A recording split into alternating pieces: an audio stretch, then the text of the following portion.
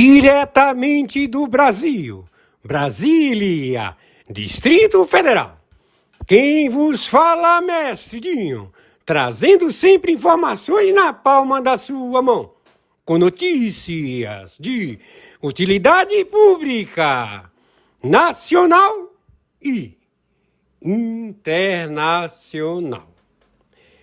O mestre Dinho, eu quero aqui, antes de iniciar esta live, eu quero falar sobre o Pix do juiz Oscar Aníbal Chapan. Pix, Oscar Aníbal Chapan, @gmail.com. Repito, Oscar Aníbal Chapan, @gmail.com. Está na descrição desse vídeo. Muito bom dia. Hoje, dia 6 de de novembro, mês 6 de novembro de 2025, horário 11h58. Já identificamos o atentado e também o grupo narcoterrorista do Estado Islâmico, do Al-Qaeda, do Hamas, do Hezbollah,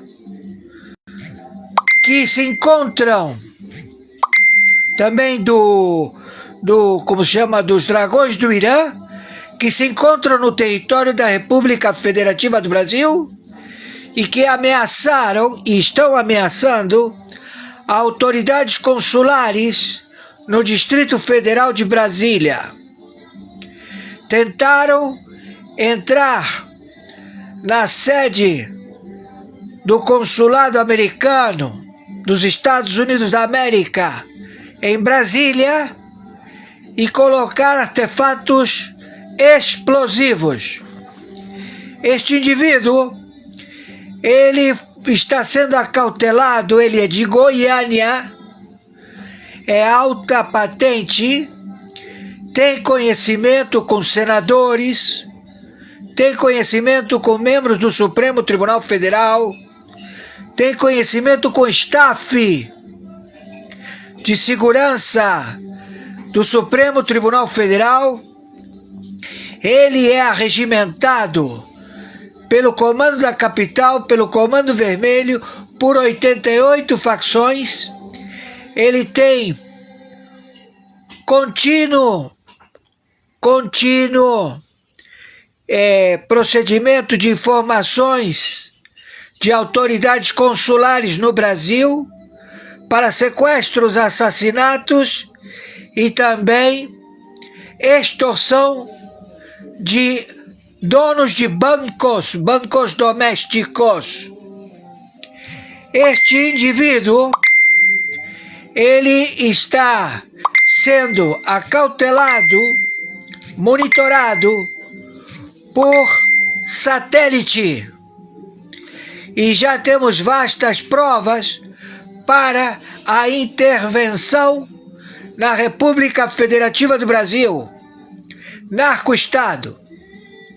Este filho de uma puta, que se faz chamar Luiz Inácio Lula da Silva, o nome dele é Moacir Bartolozzi, sei lá. Esse filho da puta, que fez cirurgia, quando chegou Lula chegou morto lá em São Paulo. Então os médicos que estavam no 8º andar, aliás, nos 3 andares, eles pegaram o de cima, o de baixo, e onde estava o cadáver do filho da puta, Luiz Inácio Lula da Silva, eles procederam a fazer as intervenções cirúrgicas para colocar este impostor filha da puta. E este impostor filha da puta, ele está respaldado por 39 39 ministérios que estão a roubar 10 trilhões de reais. Até hoje são 10 trilhões de dólares que foram roubados do Tesouro da República Federativa do Brasil através do consórcio bancário do banco que seria centralizador na Suíça e que não vingou. Ele não é banco centralizador, é um acautelador de contas do narcotráfico na Suíça, o SIS. E que o seu diretor é ex-diretor de conglomerado de Banco Central. E todos eles estão sendo monitorados, auditados. E nós estamos procedendo já com a captura destes filhas da puta, distribuídos na Europa, no Oriente, no Ocidente, na América Latina, na América do Norte. O Obama procedeu da mesma forma que procede este filho de uma puta impostor, Luiz Inácio Lula da Silva, a distribuir mensalão da saúde. O Obama, ele distribuiu para todo o Partido Democrata dinheiro mensalmente para cada um. E nós já temos todas as informações. E claro, Trump ainda não tem essas informações, mas nós temos 60 agências de inteligência. Estamos providenciando a prisão dos que receberam pagamentos do Obama, através do Obamacare, através dessa roubalheira do Obama, filho da puta, e o seu vice-presidente Biden, outro filho da puta. E tudo isto já com vastas provas. Então, estamos determinando a proteção do presidente da República dos Estados Unidos da América, o senhor Trump, porque este goiano, não sei se é goiano, o endereço dele atual agora é numa mansão, não é? Vizinho ali do senador Renan Calheiros e do seu filho, filha da puta! Tudo ladrão, filha da puta! Que vão ser levados em cana pelo FBI, pela CIA, pela Interpol, pela DEA, seus filhos da puta! Estamos em guerra atômica nuclear. Então, nós já mandamos o porta-aviões, um deles, para que vá a Belém e faça a interdição imediata e a prisão dessa falsa identidade que se faz chamar Luiz Inácio Lula da Silva e a sua puta favorita, Janja, uma prostituta filha da puta, que trabalhava em puteiro. Entenderam? Então o Brasil virou Sodoma e Gomorra. Todo mundo se prostituindo. Não vamos permitir. Então agora, quero dizer a vocês, faccionados, cartel vermelho, cartel da capital, vocês foram dedurados. E sabe quem dedurou vocês? Esse filho de uma puta, Luiz Inácio Lula da Silva, vai matar todos vocês. Entenderam? Seus babacas. Deu para entender? Então vai cair todo mundo. Já está caindo todo mundo do Comando Vermelho e agora começa pelo cartel do Comando da Capital em todo o globo terrestre. E eles vão ficar com toda a grana. E vocês não vão ter mais nada. E eles vão vender o supermercado de vocês para o México, para a Colômbia, para a Venezuela, para o Equador, para a Bolívia, para o Paraguai, para o Uruguai, para quem sobreviver. E eles querem arrastar com a barriga e fazer a play barganhe, como se chama, que esse Zanin, filha da puta, inventou, como se chama, a briga jurídica, ou seja, a Zoller, como é que é, porra? Tô muito nervoso, sabem? E isso tudo aconteceu hoje, dia 6, no consulado americano. Entenderam? Tô sendo claro? Então nós estamos procedendo, a Polícia Civil foi a única que atendeu ao chamado e à investigação, Polícia Civil de Brasília. Entenderam? Verdadeiros heróis. Então não contamos com a Polícia Federal, não contamos com o Exército, Marinha Aeronáutica, estamos com a Polícia Civil do Distrito Federal, a CIA, e mais de 120 mil soldados que vão tomar o Distrito Federal e vão tomar Belém e vão votar todos vocês, Alcolumbre e Hugo Mota, que estão lá, e o português filho da puta da ONU, que se encontra lá também e que ninguém fala dele porque ele está escondido, porque ele vai ser preso. Todo mundo vai ser preso lá. Entenderam? Então o Estado Islâmico, a Al-Qaeda, está nesta tentativa de assassinato do presidente Trump. Estamos já arguindo e monitorando o prefeito muçulmano da cidade de Nova York e todos os grupos que estão apoiando a sua candidatura por serem fundamentalistas muçulmanos. Estão entendendo?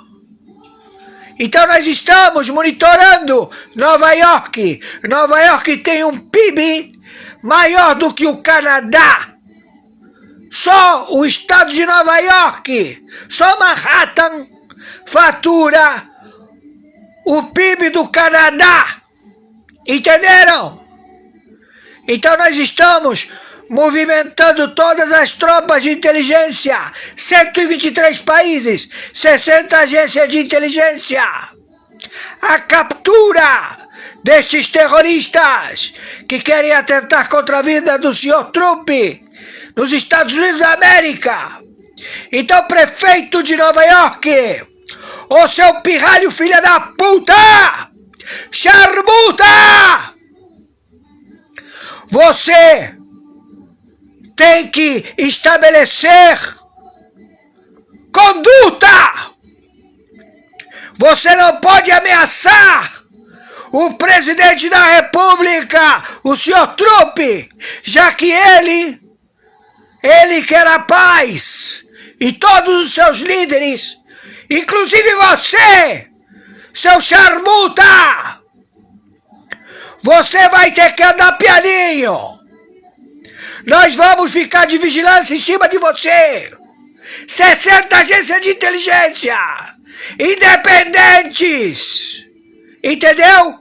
E se você atentar contra qualquer autoridade árabe, saudita ou qualquer autoridade muçulmana, você será eliminado. Entendeu, seu filho da puta? Que você tenha uma boa gestão, pirralho de merda. 34 aninhos. Você tinha que chegar e dizer: senhor presidente Trump, estou aqui para lhe ouvir, para proceder a melhorar a vida do americano que foi roubado pelo Obama, pelo Biden, pelo Bush, pelo Clinton. Tá ouvindo? Prefeito de Nova York, pirralho, charmuta! Porque agora você, querendo ameaçar autoridades consulares no Brasil e submeter o Brasil a ser uma rota do narcotráfico da tua área lá, porque vocês agora querem mandar no narcotráfico, não é? E você está querendo intimidar aqui no Brasil? Tu vai levar muita bala, seu filho da puta! Então agora, Renan Calheiros, a casa caiu, seu filho da puta! Você e o teu vizinho aí, entendeu? Tô sendo claro, seu filho da puta, senador Renan Calheiros! Tu tá fudido! Aqui ninguém brinca! Aqui não é telegrama, é certeza! Seu filho da puta! Estamos em guerra. Estão tentando, com este Alexandre de Moraes, filho de uma puta, com este Zanin Laufer, Zanin Laufer e a puta que te pariu, Toffoli, Zavascki que morreu, coitadinho, mataram ele para dar o lugar dele para Alexandre de Moraes. É o Zanin e o outro é o presidente do Supremo. Tu tá fudido, filha da puta! Tu pediu para que a corregedora te livrasse dessa e você ainda está defendendo os sujeitos que estão envenenando a lavoura com agrotóxico. E que ele, através de pronunciamento, isentou todos os que envenenam os legumes que nós comemos, cheios de agrotóxico. Esse Fachin, velho filho da puta maoísta, comunista filho da puta, a mesma coisa que o Dino, outro comunista filho da puta. Nós vamos pegar todos vocês. Não vai sobrar nenhum. Isto é rápido. Muito rápido. Seus filhos da puta. E você, Sheinbaum. Você, mexicana filha da puta. Terrorista. O teu assessor caiu em desgraça. Ele é corrupto. O teu secretário. O teu secreta. Caiu com dinheiro na mão.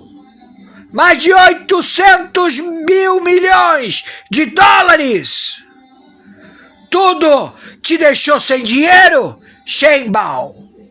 E agora você quer se dispor com o Trump, pensando que o Estado Islâmico, a Al-Qaeda, o Hamas, o Hezbollah, o Irã, vão poder fazer justiça para você, alegando que tem que matar o Trump. Nós vamos pegar você, sua filha da puta, mexicana de merda. E também esse colombiano filho da puta, que nem gasolina consegue pagar para sair da Espanha. E estamos com a Interpol, com a captura desse filho da puta, foragido. Vai ficar preso na Espanha. Ninguém aceita o dinheiro dele. Ele está como narcoterrorista. Está fugido. Ouviram? E você, Maduro, filho de uma puta, acabou para você. Como também acabou para 17 países, filhos da puta. Entenderam? Vamos acabar com vocês todos. Ladrões, filhos da puta. Você é o teu BRICS e a puta que te pariu! Teu chinês de merda! Teu russo de merda! Tá pensando que alguém tá brincando aqui? Por favor, estou precisando de ajuda com meu Pix. Temos que pagar R$1.800. Por favor, vence agora no dia 15. Nos ajudem. Meu Pix é meu e-mail, oscaranibaltiapano@gmail.com. Meu Pix, meu CPF, 510 466 44734. Meu Pix é meu telefone celular, 55 21 99 7420789. Por favor, nos ajudem. Gratidão ao povo que amo e que defendo. Adorem. Ou seja, eu não estou cobrando nada a vocês.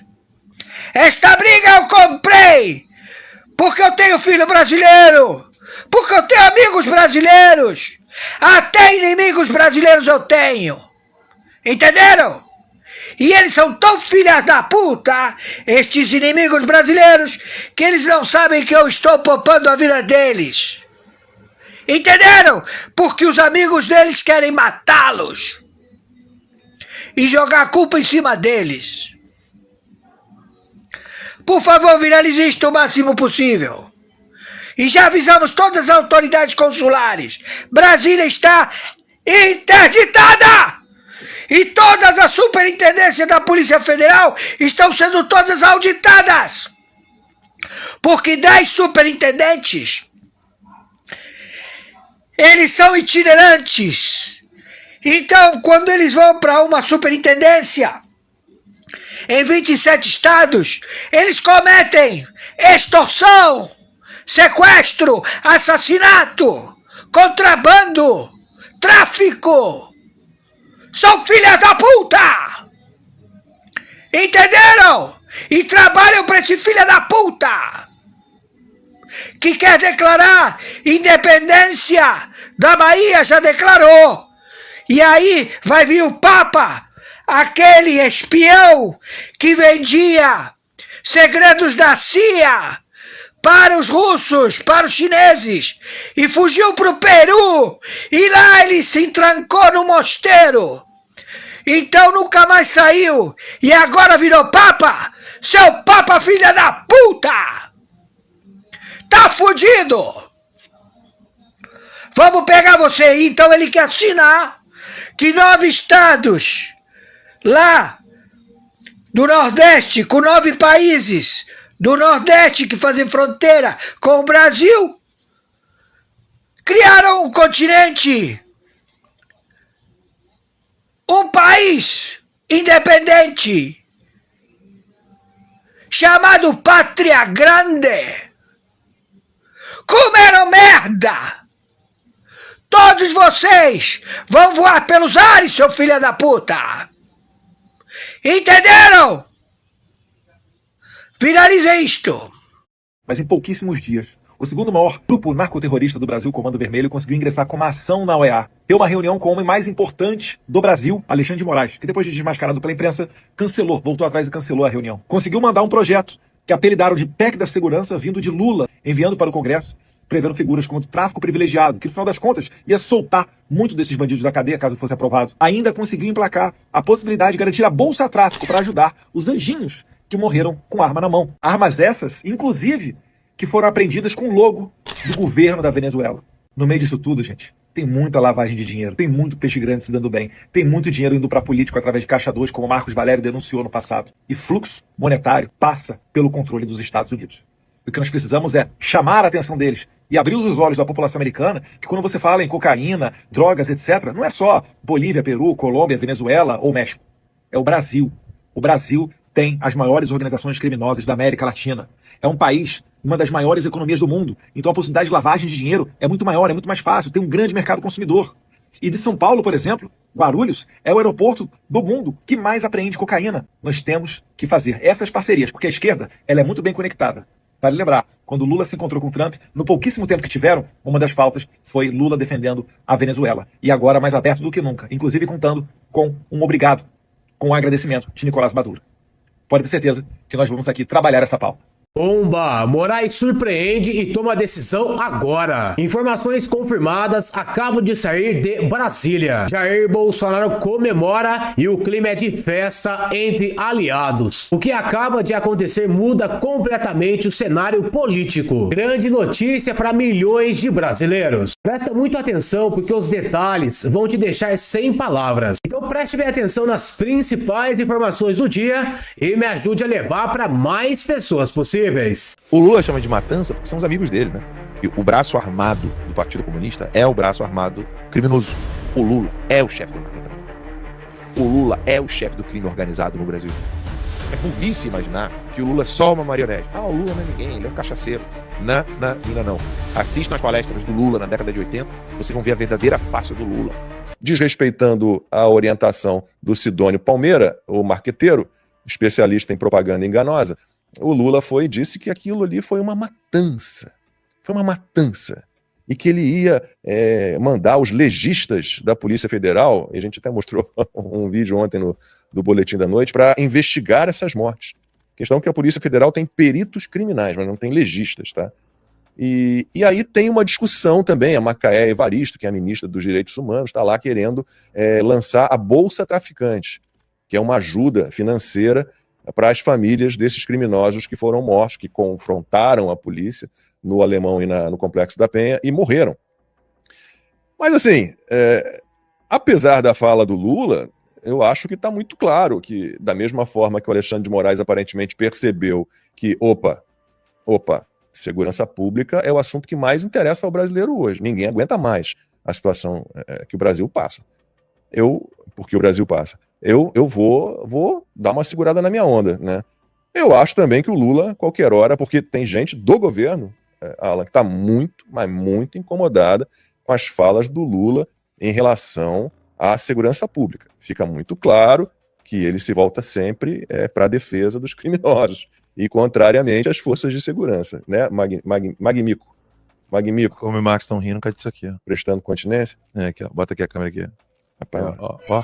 Sei que os militares detestam quem fala bater, é prestar continência, tá, gente? Só pra... Porque bater, bate outra coisa. Prestar. Então, macaco, principalmente. Já foi ao zoológico quando era pequeno, né? Eu me lembro das criancinhas perguntando: como não se ligou? O que aquele macaco tá fazendo? Se ligou. O que aquele macaco tá fazendo, pai? Mãe, o que aquele macaco tá fazendo?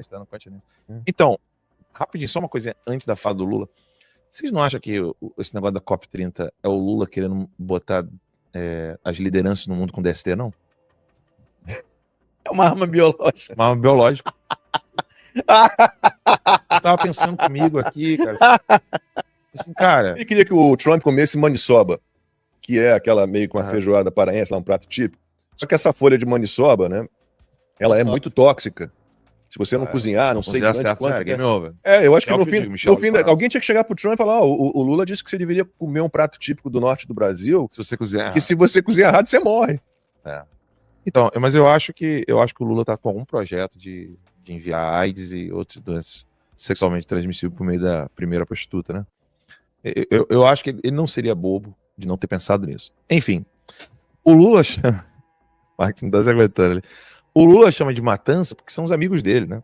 Gente, está na hora de entendermos que o narcotráfico é o braço ilegal do partido. Pedrão, tem como deixar na bala aí tanto o vídeo quanto o texto daquele site do marxismo.org? Se você tiver dificuldade de achar aí, Pedrão, é só digitar assim,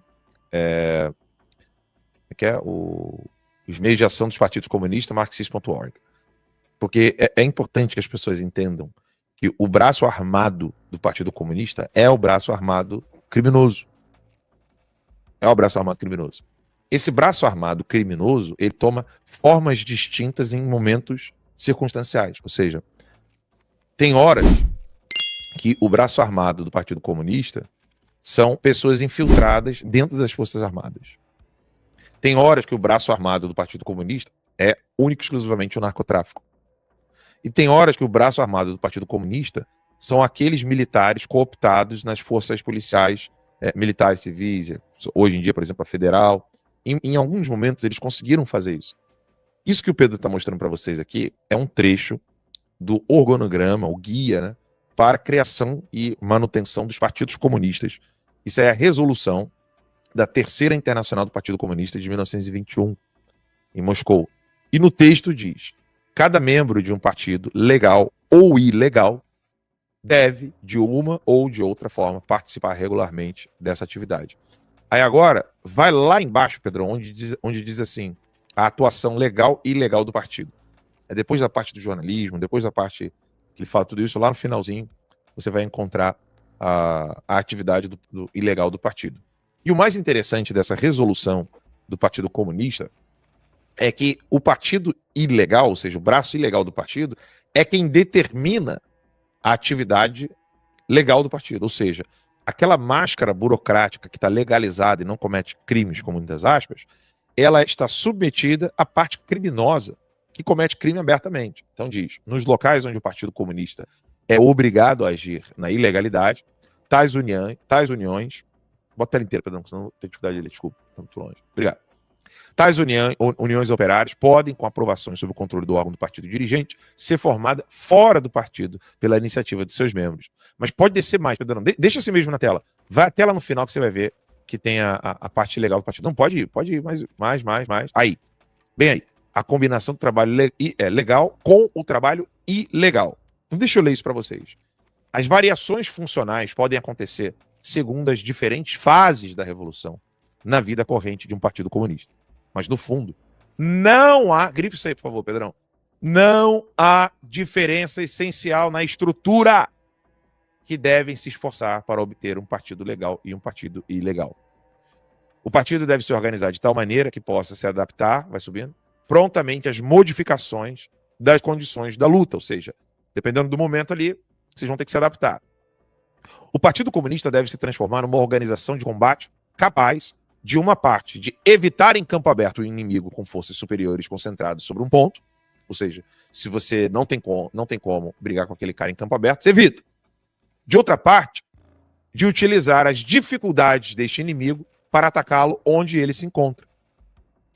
Seria um grande erro preparar-se exclusivamente para levantes e os combates de rua ou para os períodos de maior opressão.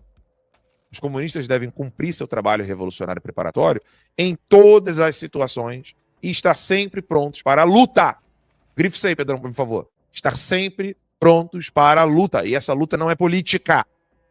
Ele diz claramente aqui, essa resolução de orientação do Partido Comunista, que todo mundo tem que estar pronto para a luta, pois é praticamente impossível prever a alternância dos períodos de ação e de calmaria. Parecendo. É possível aproveitar essa previsão para reorganizar o partido, porque a mudança muito rápida de atitude provoca surpresa. Os partidos comunistas legais dos países capitalistas em geral ainda não compreenderam suficientemente como a sua tarefa de preparação para os levantes revolucionários, a luta armada, para o combate pelas armas e, em geral, para a luta ilegal. Eu não vou ficar lendo todo esse texto quando precisa. Obrigado, Pedrão. Mas ele vai dizer claramente o quê? Ó, a galera que está na calmaria, eles não estão ainda preparados para pegar em arma e sair matando todo mundo. A gente tem que fazer com que o partido legal esteja submisso às orientações do partido ilegal. O Lula é o chefe do narcotráfico. O Lula é o chefe do crime organizado no Brasil. Não é que ele se beneficia de modo lateral, acidental, ocasional, com as atividades do narcotráfico. O Lula é quem quer que o narcotráfico exista da maneira que ele existe para poder manter o poder no Brasil. O Lula é um terrorista. Ele, Dirceu. É burrice imaginar que o Lula é só uma marionete. Ah, o Lula não é ninguém, ele é um cachaceiro. Não. Assistam as palestras do Lula na década de 80, vocês vão ver a verdadeira face do Lula. O Lula dando entrevista pro Boris Casoy, fumando o cigarrinho dele, falando, Boris Casoy falando, pô, mas esse projeto que você tá tendo aí de democracia, como é que a imprensa vai ser livre numa situação como essa? O Lula pega o cigarro, quando a gente chegar lá eu te falo. Ele sabe muito bem o que ele está fazendo. O Lula é a versão invertida dessa nossa galera boa de direita jovem. com décadas de experiência, inclusive com mortes, assassinatos, perseguição, destruição, corrupção. Ele não é um qualquer. É bobeira imaginar que o Lula é só um cachaceiro. A fala do Lula, né, que é matança, a operação policial, é para poder manter o trabalho dele, manter a empresa dele. A empresa do Lula chama-se Comando Vermelho, PCC, narcotráfico, FARC. Eles são subsidiários do trabalho do Lula. É como se o Lula tivesse uma empresa de picolé e quem fabrica o palitinho do picolé dele é o narcotráfico. Para o picolé do Lula ficar ali preso, ele precisa do palitinho. O Lula precisa dessa gente para poder continuar tocando terror, colocando medo, colocando juiz de joelhos. Obedece o que eu quero, senão eu derrubo o teu avião. Obedece as minhas ordens, senão eu derrubo o helicóptero do teu filho. Obedece às minhas ordens, senão eu vou sequestrar o seu pai. Eu falei 3 exemplos aqui já. Teori Zavascki, Alckmin e Odebrecht. O Lula é o chefe do crime organizado. Ele é terrorista. É por isso que ele disse isso, Locão. A gente precisa deixar isso claro. Nenhuma mídia hoje no Brasil tem a liberdade de poder falar isso que eu acabei de dizer. Não se engane. Existe apenas uma coisa que o Congresso pode fazer para acabar de uma vez por todas com esse tráfico que domina o nosso país, com essa criminalidade. Tem uma coisa. Lula apresentou 2 soluções. Uma é a PEC da segurança, a outra é a PEC antifacção. Nenhuma das duas resolve nada. A PEC da segurança centraliza tudo na mão do Lula e do Lewandowski, que andam ao lado do crime organizado. A PEC antifacção, acredite ou não, diminui a pena para faccionado. Tem uma coisa que pode acabar com o crime organizado do Brasil. Primeiro, perceber, entender que eles não são mais facções criminosas, que isso não é mais crime organizado, que eles se tornaram um grupo terrorista. Sim, eles dominam 25% do território brasileiro, eles elegem deputados, elegem juízes e tem agora um campo ideológico, que nós sabemos que é o campo da esquerda e do PT. Esse grupo terrorista tem que ser chamado pelo nome dele mesmo, grupo terrorista. Esse é um projeto que nós estamos tentando aprovar aqui no Congresso, um projeto que tem a aprovação da maioria do povo brasileiro, em torno de 72%, mas obviamente tem um pessoal aí que está lutando para impedir que isso aconteça. Não é à toa que neste momento está subindo no X a frase Lula do lado do crime. Sabe por quê? Ministra do Lula, que foi presidente nacional do PT, dando entrevista agora falando que eles são contra considerar as facções criminosas que matam milhares de pessoas por ano no Brasil como grupo terrorista. A nossa prioridade será em relação à PEC da segurança e o projeto de combate às facções. Então nós somos contra, o governo é terminantemente contra, somos contra esse projeto que equipara as facções criminosas ao terrorismo. O terrorismo tem um objetivo político e ideológico e o terrorismo pela legislação internacional dá guarida para que outros países possam fazer intervenção no nosso país. Nós não concordamos com isso. Nós já temos uma legislação sobre facções criminosas, mandamos agora um projeto de lei que traz bastante rigor para o combate às facções e temos lá a PEC da segurança, que está dormitando há 6 meses quase, e que a Câmara não deu encaminhamento. Está na comissão especial e espero que o relator realmente apure seu relatório para que a gente aprove o mais rápido possível para nos dar condições de fazer operações integradas. Então, passando o IR hoje, eu acho que vai ser uma votação, é uma votação importante, né? A gente espera que o Senado da República aprove o projeto como ele está. A nossa prioridade será em relação à PEC da segurança e o projeto de combate às facções. Não é aumentar pena, não. É apenas o reconhecimento de que eles são terroristas que será possível que a população e a polícia possa finalmente combatê-los da forma que eles merecem ser combatidos. Mas aí vem Gleisi Hoffmann e os defende.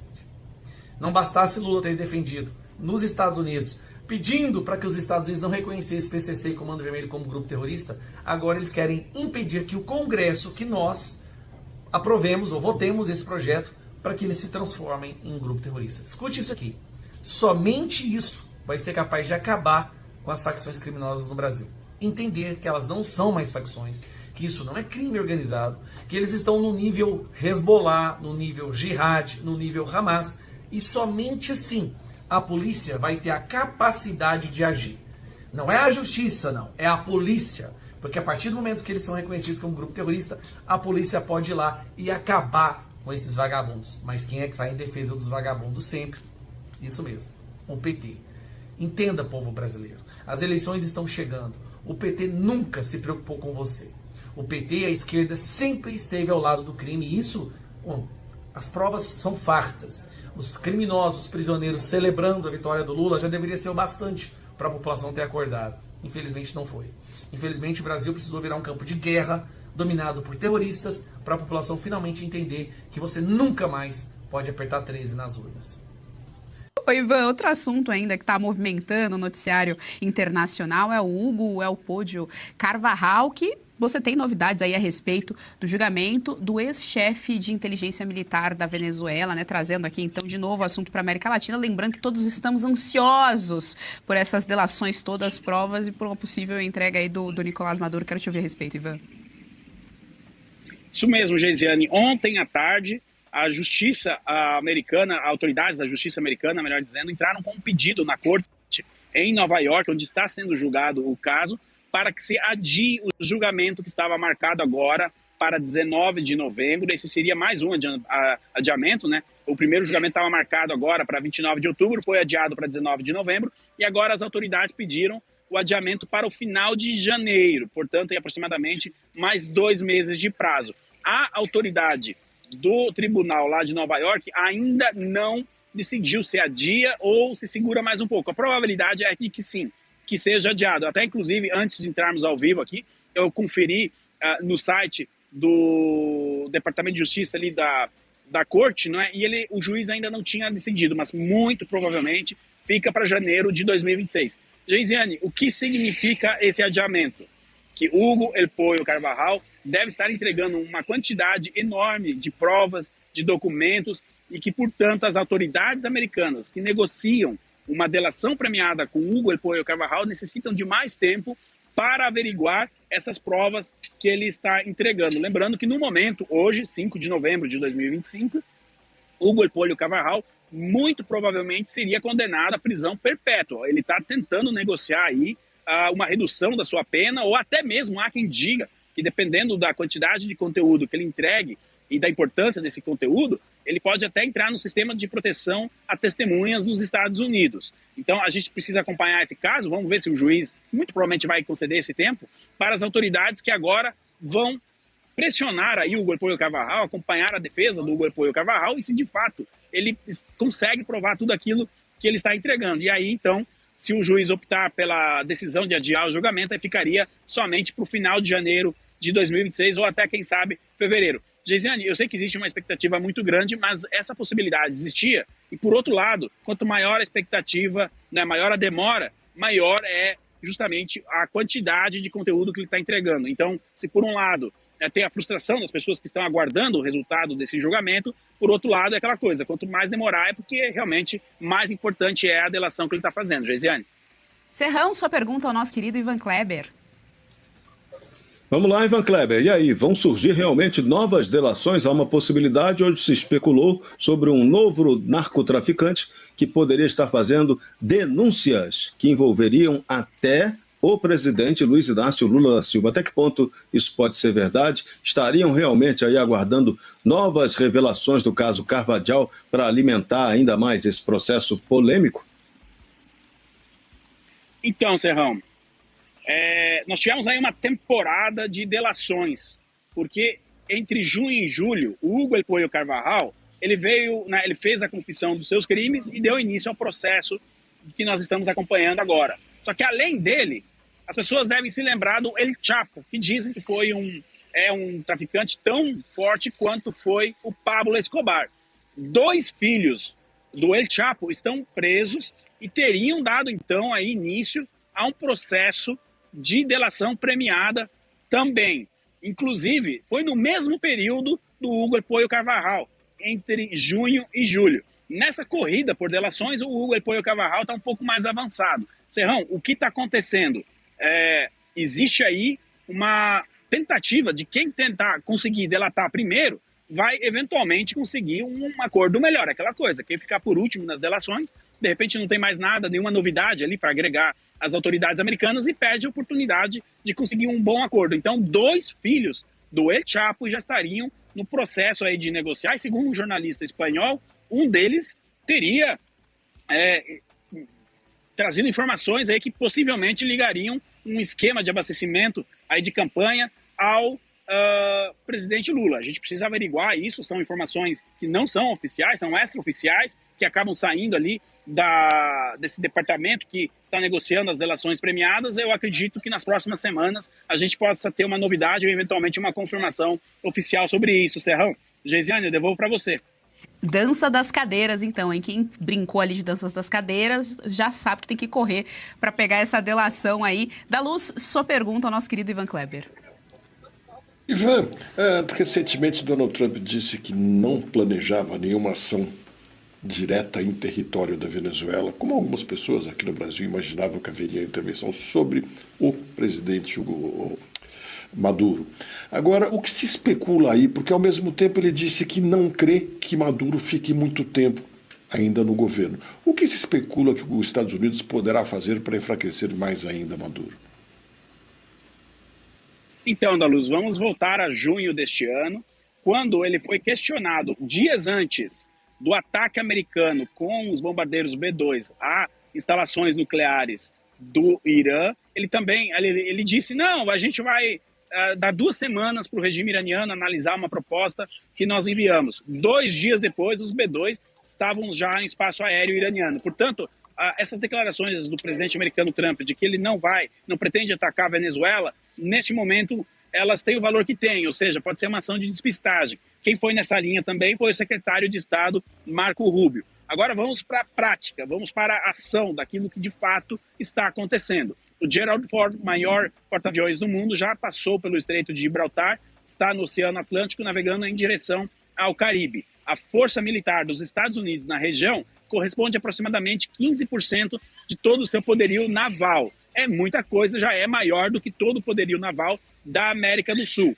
Os Estados Unidos vêm construindo alianças importantes com a Argentina, Paraguai, Equador e outros países ali do Caribe, justamente para ter essa permissão e ter essa possibilidade de ação ali nos mares do Caribe, o que constrói aí uma pressão enorme em cima do Nicolás Maduro. Aqui nos Estados Unidos, o que se especula é que Trump já passou de uma linha de não retorno, de um ponto de não retorno, ou seja, de alguma maneira ele vai ter que optar por uma opção, e essa opção ela é a queda do regime de Nicolás Maduro. A preocupação não é tanto o dia em que a Marinha Americana tome esta ação, mas o dia seguinte, se a oposição terá força para manter o poder. A gente sabe que não existe vácuo de poder, e aí entra a figura de Maria Corina Machado, que inclusive deu uma entrevista essa semana, dizendo que já conversou com investidores, o banco inglês Barclays, a empresa UPS, entre outras empresas que estariam dispostas a investir pesado, investir bastante na Venezuela, tão logo a oposição assumisse o poder naquele país. Ela também fez uma denúncia gravíssima, algumas delas a gente já trouxe aqui para a nossa audiência, mas é bom corroborar isso, né? A Maria Corina Machado disse que existe ali na Venezuela agentes que estão ali na Venezuela, agentes da Rússia, agentes do Irã, inclusive do Hezbollah e, olha só, do Hamas, operando na defesa do regime. Então a Maria Corina Machado agora faz esse trabalho internacional de mostrar que a oposição, sim, está pronta para assumir o poder tão logo Nicolás Maduro caia. Do lado americano, os últimos detalhes aí para uma possível ação militar na Venezuela. Geisiane. Meus amigos, estou passando aqui para combater uma fake news que está ganhando as redes sociais. Ontem mesmo estive no Congresso Nacional e até parlamentares caindo nessa fake news, que teremos o presidente Bolsonaro na Papuda na semana que vem. Gente, isso é fake, tá? O presidente Bolsonaro não irá para Papuda na semana que vem. Eu peço, inclusive, que você propague esse vídeo para a gente estancar essa fake news. Olha só, infelizmente, todo mundo sabe que o presidente foi condenado a uma pena injusta de 27 anos de prisão, tá? Desse acórdão, que é uma sentença do colegiado, a defesa dele opôs embargos de declaração. Esse embargo de declaração será publicado, seu julgamento, só no dia 14. Tá? Então, no dia 14 vem a decisão dos embargos. Qual que é fake news? Ah, vai julgar os embargos agora no início da semana que vem? Não, não. É dia 14. E aí, julgando os embargos, o presidente já vai para Papuda. Não, isso não é assim. Julgando os embargos, ainda caberá um recurso chamado embargos infringentes. O que é esse embargos infringentes? Ele é o recurso cabível quando a decisão não for unânime, quando houver alguma divergência. E todo mundo sabe que houve uma divergência, que foi o Fux. Esse recurso, então, se admitido, e ele é admitido pelo relator, esse é o grande problema, eu sei disso, ele leva o caso para o plenário. Só que esse recurso ele tem efeito suspensivo. Então, enquanto o ministro Alexandre de Moraes não decidir se admite ou não esse recurso de embargos infringentes, ainda não inicia o cumprimento da pena. Então, veja, você tem mais de 2 semanas aqui, 3 semanas, pelo menos, tá?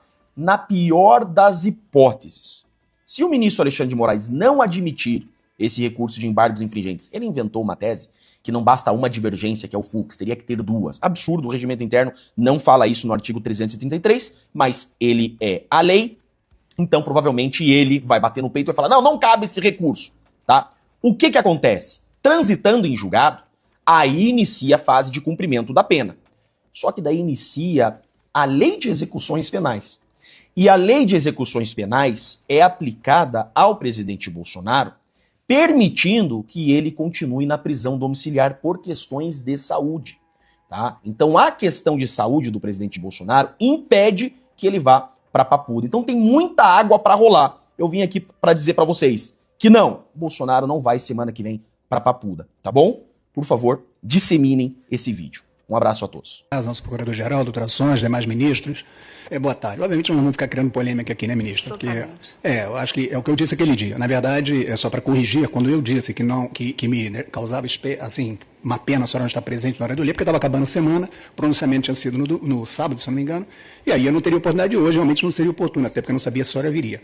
Quanto a senhora está aqui no dia 29, a senhora presidiu a sessão, somente 2 julgamentos. A senhora se ausentou por volta das 18 horas e não voltou mais para fazer o encerramento. Exatamente, para que o ministro eu sei, mas eu não estou ofensivo com relação a isso. Eu estou dizendo que a senhora colocou... presidir antes de partir.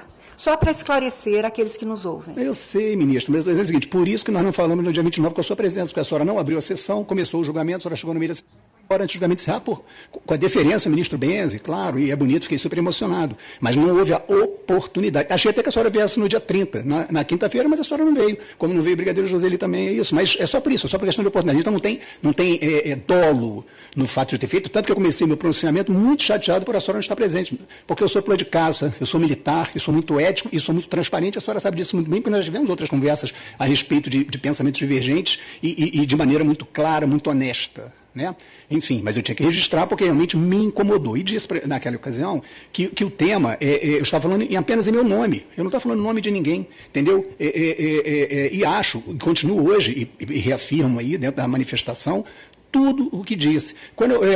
O seu currículo é maravilhoso, ninguém tem dúvida disso, a senhora tem competência técnica para estar em qualquer lugar aí, dando aula, dando palestra e tudo. Mas com relação à história do tribunal, acho que a sua referência, quando fala na sua condição pessoal, a senhora não falou na sua condição pessoal, porque está tudo gravado, está na internet aí, a senhora falou, na qualidade de presidente da corte, venho pedir perdão. A senhora está pedindo em meu nome. Eu não lhe dou essa delegação, continuo não dando. E olha, eu quero. Ótimo. Eu não tenho nada a falar em nome de Vossa Excelência. Ótimo. Então eu só pedi para registrar, não pedi nem para a senhora concordar. Não pedi nada disso. Agora a senhora fala que isso é misógino. Se tivesse sentado outra pessoa... O ministro não é. O ministro Joseli também fez algumas declarações que eu não gostei, e falei, que eu não concordei, e fui lá e conversei com ele muito claramente sobre o tema. É isso. E é homem, eu acho. Pô. Então, é só isso, nós estamos na mesma... Agora, a senhora está confundindo que é misógino, mas eu não vou entrar nessa declaração, porque a senhora pode achar o que a senhora quiser. Eu realmente não ligo muito. Eu só estou dando só uma correção ao tema do que foi falado aí. Né? Então, eu reafirmo que não dou... E até sugiro a senhora, porque eu recebi também muitas manifestações ministras. Me surpreendeu, porque eu não queria que tivesse a repercussão que teve. Não é meu intento ir para a internet, eu não tenho rede social, não tem nada disso. Eu só queria realmente registrar em ata, porque acho que os registros, poucos que fizemos em reuniões particulares que nós tivemos, a senhora não me escutou. Entendeu? Quando tivemos uma reunião só de ministros na sua sala, onde eu coloquei alguns conceitos que divergiam não com esse tema, porque esse tema aconteceu na sexta-feira. Mas, enfim, eu só achei que tinha que registrar em ata para deixar muito claro o meu posicionamento. Mas a senhora sabe o que eu sugiro? Para ser muito, assim, acho que a gente nem deve discutir assim, faça uma reunião na sua sala e pergunte quem concorda que a senhora fale em nome do tribunal. Então não faz. Porque seria interessante escutar quem é que concorda com que a senhora fale em nome do tribunal, eu acho isso, acho aquilo, é só isso. É mais fácil na reunião privada. Por mim pode fazer até aqui, porque eu já manifestei a minha opinião. Mas em nome assim, sugiro fazer uma reunião fechada, close, só de ministros, para perguntar o que acham dessa coisa que projeta o tribunal de uma maneira muito negativa. E eu não vou ficar alimentando isso, porque não faz o menor sentido. Eu só pedi para registrar o meu posicionamento. E peço vênia a quem pensa diferente. E me submeto ao colegiado. Se porventura nessa consulta que a senhora se resolver fazer aí, a minha posição for minoritária, mas eu gostaria que fosse uma coisa binária, concorda ou não concorda, né? Eu me submeto ao colegiado como sempre me submeti. E com relação ao caso do Unquisso, quando a senhora coloca, é caso concreto que ainda está aberto. Então, mas o seu voto está aberto, meu voto está aberto. Mas, na verdade, o seu voto é minoritário com relação ao plenário, não em relação do Brigadeiro Amaral. O Brigadeiro Amaral é o relator, mas o plenário decidiu diferente da senhora. Muito obrigado. Bem, Moraes manda a Polícia Federal investigar crime organizado no Rio de Janeiro. Ministra do STF anunciou inquérito durante audiência da ADPF das favelas e defendeu mais autonomia da perícia fluminense. O ministro Alexandre de Moraes, do Supremo Tribunal Federal, determinou nesta quarta-feira que a Polícia Federal, a PF, abra um inquérito para investigar o crime organizado no Rio de Janeiro. A decisão foi anunciada durante audiência realizada no âmbito do ADPF, conhecida como ADPF das favelas. A ação, julgada em abril, busca conter violações de direitos humanos em operações policiais e coibir abusos cometidos contra moradores de comunidades fluminenses. Segundo Moraes, o inquérito da Polícia Federal terá como foco rastreamento de esquema de lavagem de dinheiro e a infiltração de organizações criminosas em órgãos públicos. A audiência realizada no Supremo esta quarta-feira teve cerca de 2 horas de duração e contou com a participação de 29 entidades de direitos humanos habilitadas no processo. Cada representante teve 5 minutos para se manifestar. Moraes informou também ter requisitado imagens da mega operação no complexo da Penha e do Alemão, no Rio de Janeiro, em 28 de outubro, que resultou em 121 mortes, para apurar possível uso excessivo da força.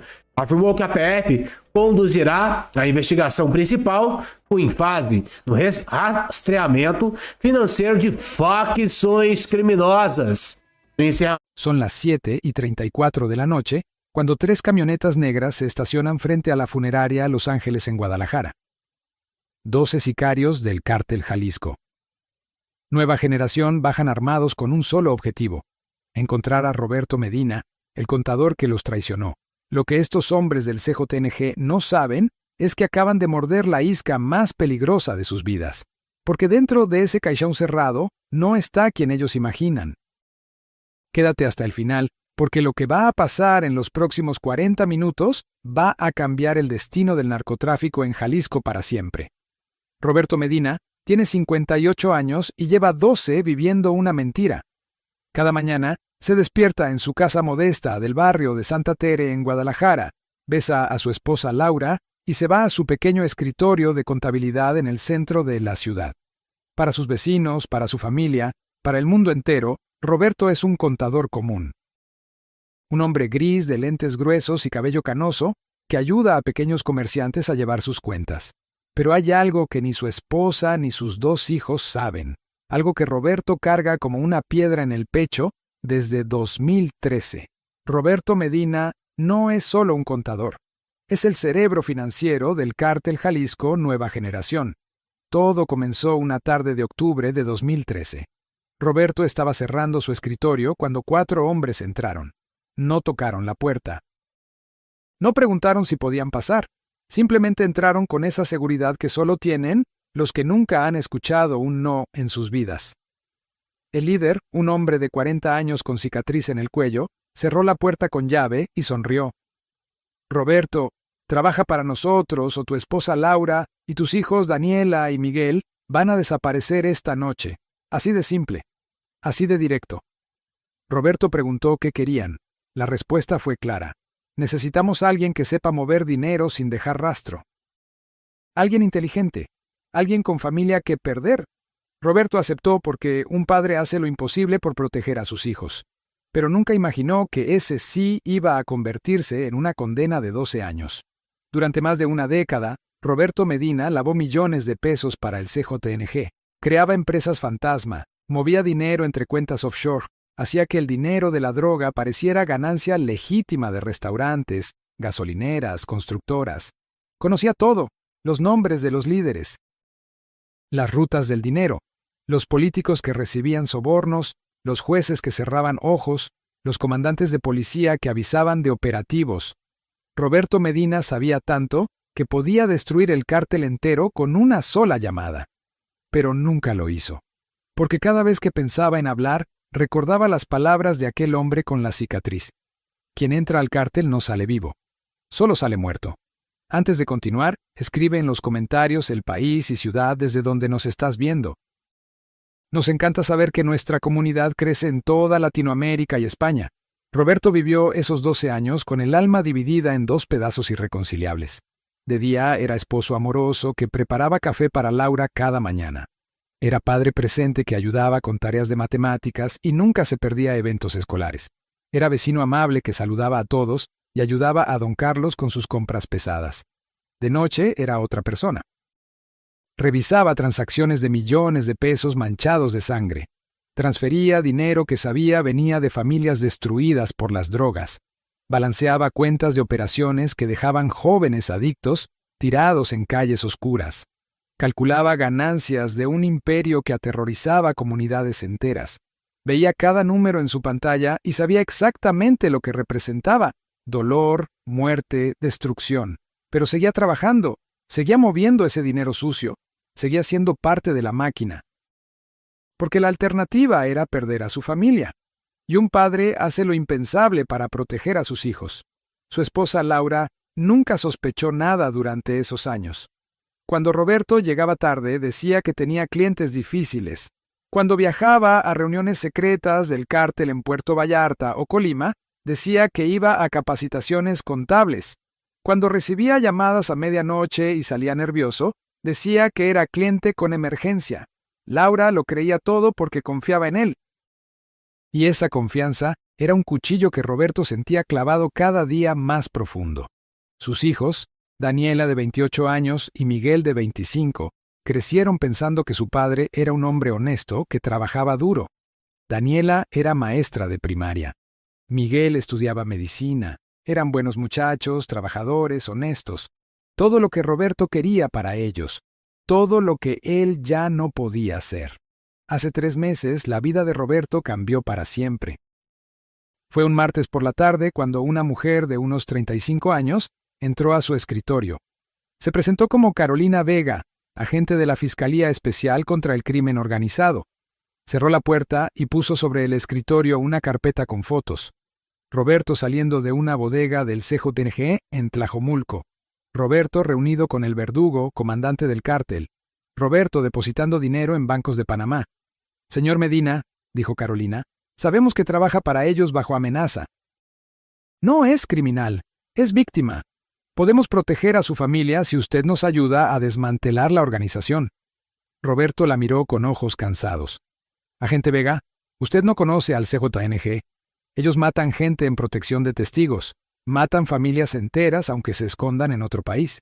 Si yo hablo, todos morimos. Solo que morimos más despacio. Carolina insistió.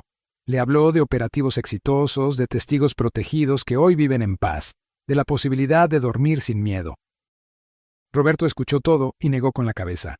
Llevó 12 años con esta piedra en el pecho, agente. Puedo llevarla 12 más si eso significa que mi familia vive. Carolina dejó su tarjeta sobre el escritorio. Cuando cambie de opinión, llámeme. Porque va a cambiar. Todos tienen un límite. Roberto guardó la tarjeta en el cajón más profundo de su escritorio y trató de olvidar esa conversación, pero Carolina tenía razón. Todos tienen un límite. El límite de Roberto llegó una semana después de aquella conversación con la agente. Era jueves por la noche, cuando el Verdugo llamó a Roberto para una reunión urgente. Roberto llegó a la bodega en Tlajomulco, esperando revisar cuentas como siempre. Pero esta vez era diferente. En el centro de la bodega había una familia. Un hombre de unos 40 años, su esposa joven y 3 niños pequeños. Los 5 estaban atados, amordazados, llorando. El Verdugo caminaba alrededor de ellos fumando un cigarro. Roberto explicó, aquí don Javier me debe 5,000 pesos desde hace 3 meses. Le di oportunidades, le di prórrogas, Le dije que pagara aunque sea 1,000 pesos por mes, pero don Javier pensó que podía jugar conmigo. Roberto sintió el estómago revolverse. Señor, por favor, 5,000 pesos, podemos arreglar esto de otra forma. El verdugo aplastó el cigarro en el piso. Tienes razón, Roberto. ¿Hay otra forma? Sonrió. Que todos vean qué pasa con los que no pagan. Lo que pasó esa noche, Roberto lo va a cargar en su conciencia hasta el día que muera. El verdugo ejecutó a don Javier primero, luego a su esposa, luego, uno por uno, a los 3 niños. El mayor tenía 8 años. El menor no llegaba a los 4. Roberto quiso cerrar los ojos, pero el verdugo le ordenó mirar. Esto es parte de tu trabajo, contador. Que sepas en qué negocio estás. Roberto salió de esa bodega y vomitó en la calle durante 10 minutos. Llegó a su casa a las 3 de la madrugada. Laura dormía. Sus hijos dormían. Roberto se sentó en la sala oscura y lloró por primera vez en años. Al día siguiente, revisó las cuentas del mes. El CJNG había movido 40 millones de pesos solo en Jalisco. 40 millones. Y habían matado a una familia entera, incluyendo 3 niños inocentes, por 5,000 pesos, por una deuda que representaba 0,01% de sus ganancias mensuales. Roberto abrió el cajón de su escritorio y sacó la tarjeta de Carolina Vega que había guardado semanas atrás. Marcó el número con manos temblorosas. Carolina contestó al segundo tono. Roberto habló con voz que apenas reconocía como suya. Estoy listo ahora. Voy a acabar con ellos para siempre. Durante los siguientes 2 meses, Roberto trabajó en secreto con la Fiscalía Especial. Copiaba documentos cuando nadie miraba, fotografiaba pantallas de computadora, grababa conversaciones. Entregaba todo a Carolina en reuniones discretas en cafeterías del centro, en bancos de plaza, en misas de domingo. Poco a poco, construyeron un caso sólido. Nombres, fechas, cantidades, rutas, conexiones. Hace 3 días, Roberto entregó la información más valiosa, la ubicación exacta de 10 sicarios del CJNG que iban a recibir un cargamento de armas en Tonalá. Carolina organizó el operativo. 50 agentes, 3 horas de vigilancia, 5 minutos de acción. Los 10 sicarios fueron arrestados con 20 fusiles de asalto, 50 pistolas y 20 kilos de cocaína. Fue un golpe devastador para el cártel, pero también fue una firma de muerte para Roberto, porque solo una persona en todo el CJNG tenía acceso a esa información específica, el contador. Esta mañana, a las 8:30, el teléfono de Roberto sonó con un número que no reconoció. Contestó con cautela. La voz del otro lado lo heló hasta los huesos. «Compadre, soy yo. Julián». Roberto casi dejó caer el teléfono. Julián Contreras, su mejor amigo de la infancia, el niño con el que jugaba fútbol en las calles de Analco, el adolescente que lo defendió cuando otros muchachos lo molestaban por usar lentes, el joven que fue su padrino de boda, y ahora el sicario del CJNG conocido como El Cachorro. Roberto y Julián habían tomado caminos muy diferentes. Roberto estudió contabilidad, se casó, tuvo hijos, construyó una vida honesta hasta que el cártel lo forzó a trabajar para ellos. Julián cayó en las drogas a los 20 años, entró al cártel a los 22, mató por primera vez a los 23. Ahora, a los 62 años, el Cachorro era uno de los sicarios más viejos y respetados del CJNG. Un hombre que había visto y hecho cosas que le habían arrancado el alma hace décadas. «Julián», dijo Roberto con voz que temblaba, «¿qué pasa?». La respuesta de Julián fue directa y devastadora. «Escucha bien porque no voy a repetir esto. Saben que fuiste tú. El verdugo tiene orden de matarte hoy. 12 hombres te están buscando ahora mismo. Orden son encontrarte y ejecutarte en el lugar donde te vean».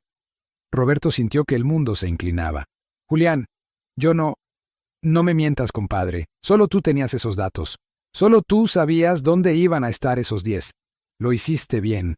Los mandaste a la cárcel. Pero ahora ellos van por ti». «¿Por qué me estás avisando?», preguntó Roberto. «Te van a matar si se enteran que me llamaste». Hubo un silencio largo. Cuando Julián habló otra vez, su voz sonaba diferente, más humana. «Porque tú fuiste mi mejor amigo antes de que yo me convirtiera en esto. Porque tu mamá me daba de comer cuando la mía estaba borracha. Porque tú me prestaste dinero para el funeral de mi hermana cuando nadie más me ayudó. Te debo más que lo que le debo al cártel. Así que te aviso una vez. Agarra a Laura y a tus hijos y vete a Estados Unidos. Hoy, ahora. Roberto tragó saliva. Gracias, compadre. No me agradezcas. Solo vete. Y Roberto, una cosa más. Cuando te vayas, no voltees atrás. Esta vida no perdona, ni a ti ni a mí. La llamada se cortó. Roberto se quedó mirando el teléfono con el corazón desbocado. 12 sicarios. Orden de ejecución inmediata. No tenía tiempo. No tenía opciones. Pero sí tenía una idea. A las 9 de la mañana, Roberto llamó a Carolina Vega. Ella contestó al primer tono como si hubiera estado esperando su llamada. «Roberto, ¿estás bien?», preguntó con urgencia. «Saben que fui yo. Vienen a matarme hoy. 12 hombres. Voy a mandar protección ahora mismo. ¿Dónde estás?» «No», dijo Roberto. «Tengo una idea mejor. Podemos agarrarlos a todos de una vez. Pero necesito que confíes en mí y necesito mucha ayuda. Y necesito hacerlo hoy». Carolina escuchó el plan de Roberto en silencio. Cuando él terminó de explicar, hubo una pausa larga. Finalmente Carolina habló. «Roberto, es arriesgadísimo. Si algo sale mal, mueres. Si no lo hacemos, muero de todas formas. Pero si funciona, desmantelamos la célula entera del CJNG en Guadalajara.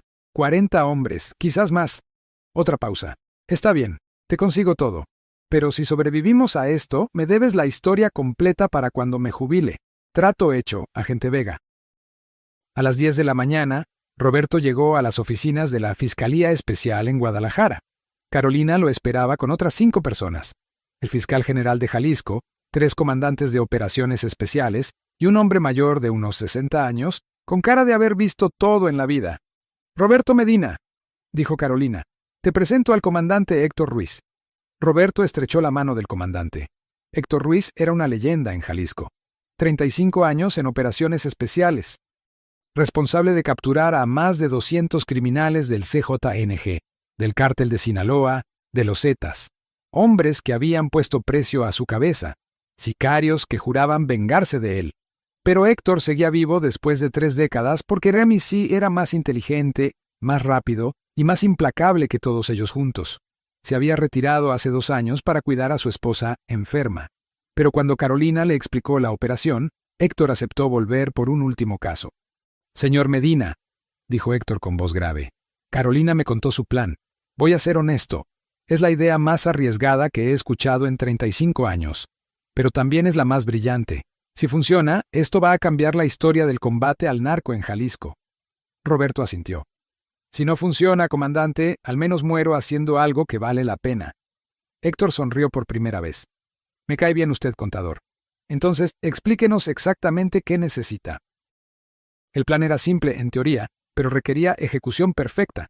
La fiscalía esparía el rumor de que Roberto Medina había muerto de un infarto la noche anterior. La noticia llegaría a oídos del CJNG, a través de informantes plantados. Organizarían un funeral falso en la funeraria Los Ángeles, una de las más conocidas de Guadalajara. Roberto estaría presente como el hijo dolido, organizando el velorio de su supuesta madre, doña Carmen Medina. El CJNG mandaría sicarios a confirmar que Roberto realmente estaba muerto. Cuando llegaran, encontrarían el velorio, encontrarían a Roberto vivo, y entonces atacarían. Pero no sabrían que 50 agentes de operaciones especiales estarían escondidos en la funeraria esperando ese momento exacto. Y no sabrían que dentro del ataúd cerrado, el comandante Héctor Ruiz estaría acostado con chaleco antibalas, arma cargada y micrófono conectado, esperando el momento perfecto para levantarse y cerrar la trampa. «Tenemos 8 horas para preparar todo», dijo el fiscal general. «Coordinemos». Las siguientes 8 horas fueron un torbellino de actividad coordinada con precisión militar.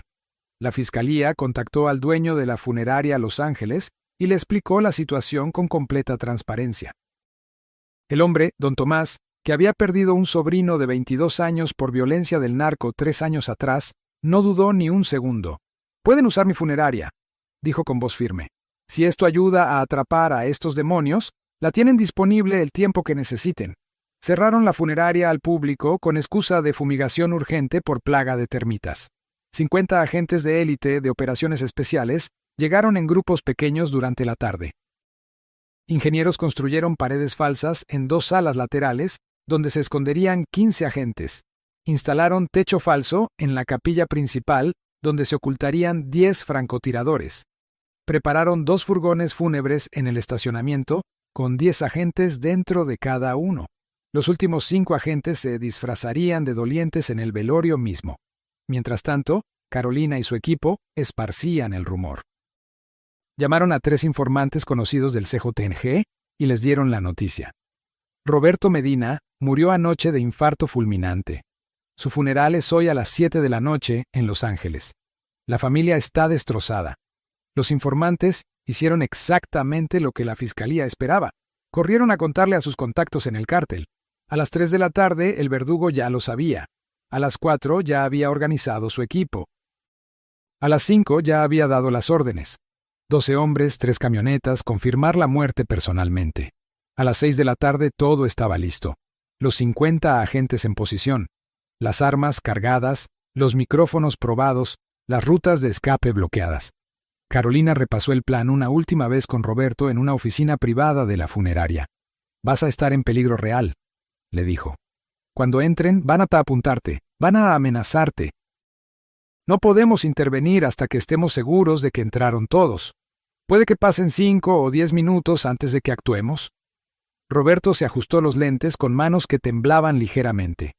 12 años trabajé para ellos con una pistola invisible en la cabeza. Puedo aguantar 10 minutos con una pistola real. Carolina puso una mano en su hombro.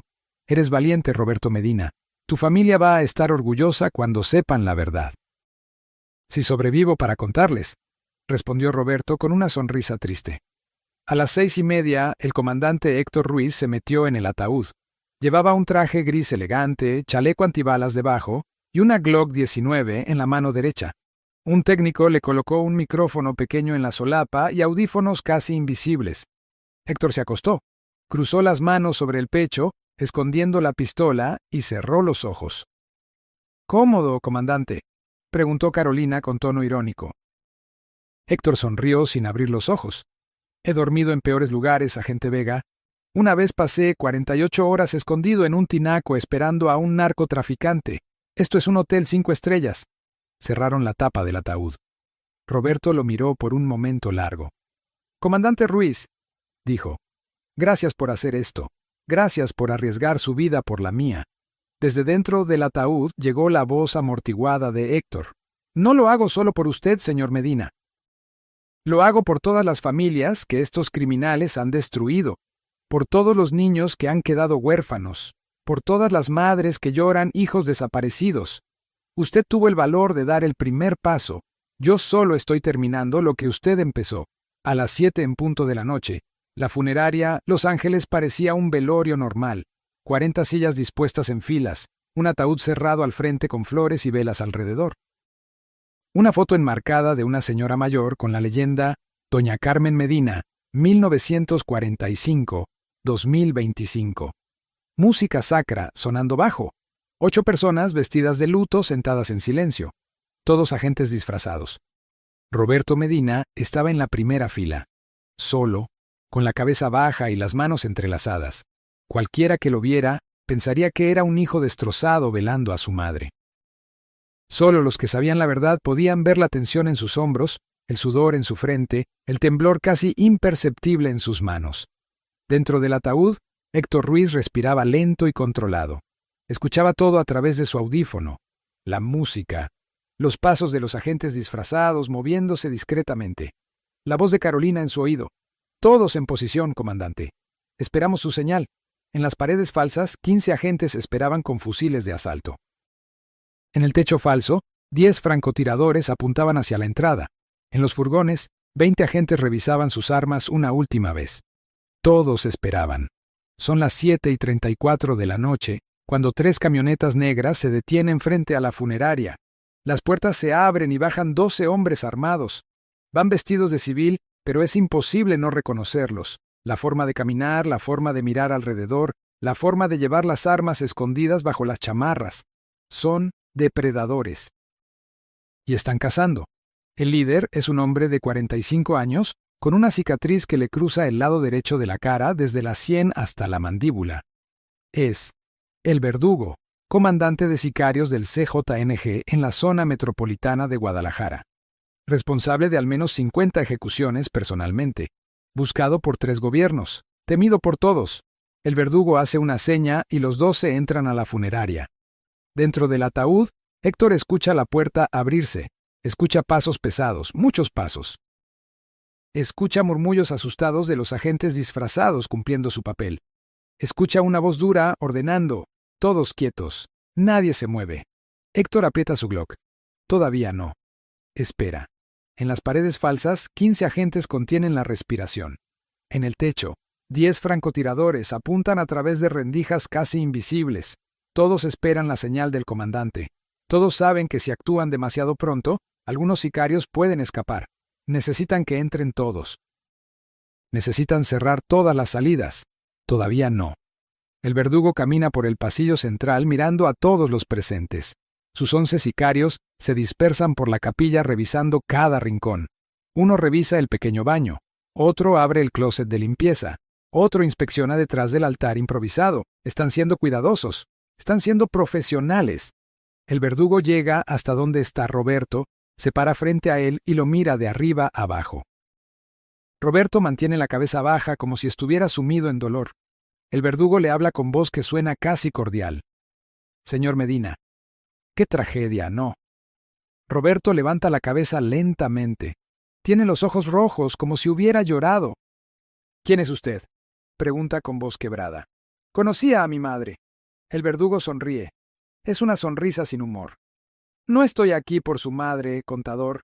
Estoy aquí por otra tragedia. 10 de mis hombres fueron arrestados hace 3 días. Alguien los delató. Alguien que tenía información que solo una persona en todo Jalisco poseía. Roberto niega con la cabeza. No sé de qué me habla. Soy contador de pequeños negocios. Mi madre acaba de morir. Por favor, déjenme velarla en paz. El verdugo saca una pistola y la apoya contra la frente de Roberto. Mentiroso. Tú trabajas para nosotros hace 12 años. Tú sabes todo. Y tú nos traicionaste. Los agentes disfrazados se levantan con expresión de terror perfectamente actuada.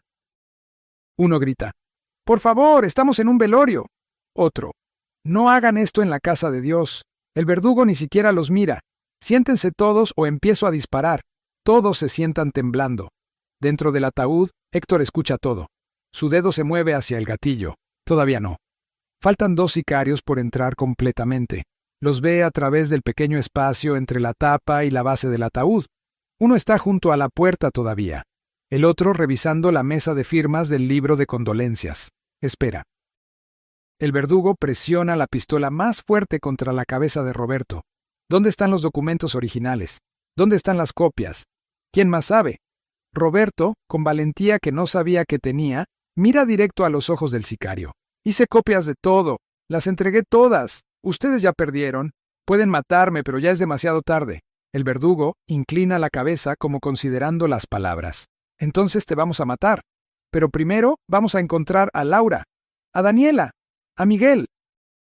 Y les vamos a enseñar qué pasa con las familias de los traidores. Es la amenaza equivocada. Algo cambia en los ojos de Roberto. Toda su vida tuvo miedo por su familia. Durante 12 años ese miedo lo controló. Lo obligó a trabajar para criminales. Lo mantuvo callado mientras veía atrocidades. Pero ahora, en este momento, frente a este hombre que amenaza a sus hijos, Roberto Medina ya no tiene miedo. Tiene furia. No van a tocar a mi familia, dice con voz que no tiembla ni un poco. Porque en unos segundos todos ustedes van a estar arrestados o muertos. El verdugo ríe. Es una risa genuina. Arrestados. ¿Por quién? Por estos 8 asustados.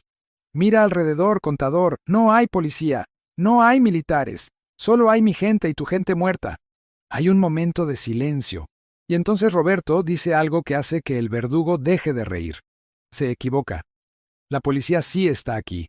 50 agentes de operaciones especiales. Están en las paredes. Están en el techo. Están afuera. Y hay alguien más. Alguien que usted conoce muy bien. El verdugo frunce el ceño. ¿De qué hablas? Roberto señala el ataúd. Pregúntele a mi madre. El verdugo mira el ataúd confundido. Tu madre está muerta. Eso es lo que querían que creyeran. Pero ábralo. Confirme usted mismo. El verdugo camina hacia el ataúd lentamente. Sus 11 sicarios se acercan también, armas en alto, nerviosos ahora. Algo no está bien, pueden sentirlo. El ambiente cambió. La trampa está cerrándose y apenas empiezan a darse cuenta. El verdugo pone las manos en la tapa del ataúd. La abre lentamente. El interior está oscuro. Solo se ve una figura acostada con traje gris. El verdugo se inclina para ver mejor, y entonces el cadáver abre los ojos. No es mujer, no es vieja. Es un hombre de unos 60 años con cara que el verdugo reconoce inmediatamente. Es imposible no reconocerlo. Ese rostro ha aparecido en periódicos durante 30 años. Ese rostro ha sido objeto de amenazas, de intentos de asesinato, de recompensas de millones de pesos. Ese rostro pertenece al hombre que ha capturado más criminales del CJNG que cualquier otro policía en la historia de Jalisco. El verdugo retrocede con expresión de shock absoluto. No, no puede ser. Usted está retirado. El comandante Héctor Ruiz se incorpora lentamente dentro del ataúd. Sonríe. Estaba retirado, verdugo, pero volví para una última misión. Volví por ti. El verdugo levanta su arma hacia Héctor. ¡Vas a morir, viejo! Héctor levanta su Glock con velocidad que desmiente sus 60 años. Puede disparar, pero mira alrededor primero, y en ese momento exacto, la trampa se cierra. Las paredes falsas se abren y 15 agentes con fusiles de asalto emergen apuntando. El techo falso se abre y 10 francotiradores aparecen con sus rifles láser apuntando a cada sicario. Las puertas laterales exploden y 15 agentes más entran en formación táctica. Los furgones funerarios se abren y 20 agentes rodean el edificio bloqueando toda salida. 50 puntos láser rojos iluminan a los 12 sicarios. 50 armas apuntando. 50 dedos en 50 gatillos. Una voz amplificada llena la capilla. Fiscalía Especial del Estado de Jalisco. Suelten las armas, de rodillas, manos en la nuca. Este es su único aviso. Los 12 sicarios se quedan congelados. No hay salida. No hay manera de pelear. Son 12 contra 50. Son pistolas contra fusiles de asalto. Son criminales sorprendidos contra operadores de élite en posición perfecta. 10 de los sicarios sueltan sus armas inmediatamente y se arrodillan. Saben cuándo perdieron. Saben que intentar pelear es suicidio. Pero 2 no. Un sicario joven de unos 25 años, probablemente en su primera misión importante, entra en pánico. Levanta su pistola hacia los agentes y grita algo incoherente. No llega a apretar el gatillo. 3 disparos de francotiradores lo impactan en el pecho. Cae muerto antes de tocar el suelo. El otro es el verdugo mismo. El comandante sicario mira a Héctor con odio puro. «No voy a cárcel», dice. «Prefiero morir». Levanta su arma, pero no la apunta a Héctor. La apunta a Roberto. Va en cámara lenta. El verdugo apretando el gatillo. Roberto sin tiempo de moverse. Héctor levantando su Glock. Y entonces el disparo. Pero no viene de la pistola de el verdugo. Viene de la Glock de Héctor. El comandante dispara una vez. Una sola bala. Impacto perfecto en el hombro derecho del verdugo. La pistola del sicario cae al suelo. El verdugo grita y se agarra el hombro sangrando. ¿Has visto alguna vez a alguien enfrentar el peligro para proteger a otros? Cuéntanos en los comentarios qué hiciste o qué harías si estuvieras en esa situación.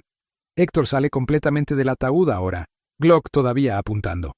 Te dije que no ibas a escapar esta vez. 35 años te he perseguido.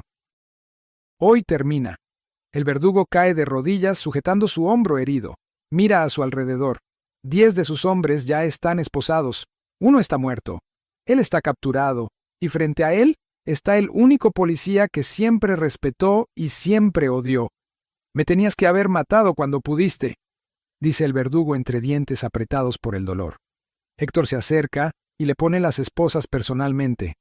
Tuve muchas oportunidades de matarte, verdugo. 10 años persiguiéndote. 5 intentos de arrestarte. Podía haberte disparado en la cabeza hoy, pero no somos como ustedes. Nosotros seguimos la ley. Tú vas a enfrentar justicia. Vas a pasar el resto de tu vida en una celda recordando que un contador honesto y un viejo policía te ganaron. Los agentes se llevan a los 11 sicarios arrestados. El cuerpo del que intentó resistir se cubre con una sábana. Las cámaras forenses llegan y empiezan a documentar todo. Carolina Vega entra y va directo hacia Roberto, que todavía está sentado en la primera fila procesando todo lo que acaba de pasar. «Roberto», dice Carolina, «lo lograste. Los atrapaste a todos». Roberto la mira con ojos que todavía muestran shock. «Casi muero. Otra vez». Carolina sonríe. «Casi. Pero no. Porque fuiste lo suficientemente valiente para arriesgar tu vida por algo más grande que tú mismo». Héctor se acerca también ajustándose el traje. Roberto se levanta y le extiende la mano. «Comandante, me salvó la vida». Héctor estrecha su mano firmemente. «Usted puso la trampa, señor Medina.